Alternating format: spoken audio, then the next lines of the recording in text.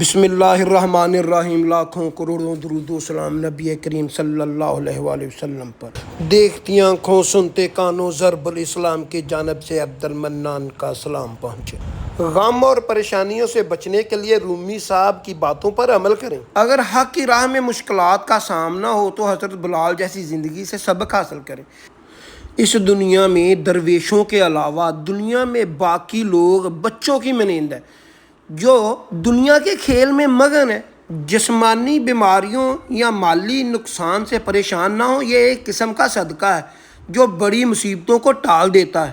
ہر حال میں اللہ تعالیٰ کا شکر ادا کریں، مشکل میں شکوے شکایت اور ناشکری نہ کریں۔ تم اتنا جھوٹ نہ بولو کہ تمہارے سچ سے اعتبار ہی اٹھ جائے۔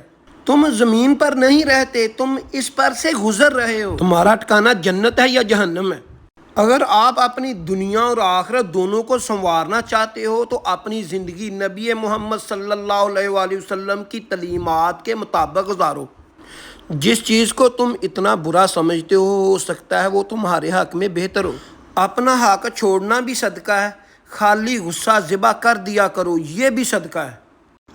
تمہاری ساری پریشانیاں تمہاری خواہش کی وجہ سے ہے۔ خواہش چھوڑ دو، تمہیں سکون ملے گا۔ جب اللہ نے آپ کو تخت عطا نہیں کیا تو بادشاہ بننے کی کوشش بھی نہ کرو۔ جب ہم اللہ اور اس کے رسول کے احکامات کے مطابق زندگی گزاریں گی، جب ہم دیکھیں گے کہ نبی صلی اللہ علیہ وآلہ وسلم نے کس طرح زندگی گزاری ہے تو ہماری زندگی پرسکون ہو جائے گی، ٹینشن پریشانیوں سے دور ہو جائے گی۔ اللہ تعالی ہماری زندگی میں ٹینشن ختم کر دے، آمین ثم آمین۔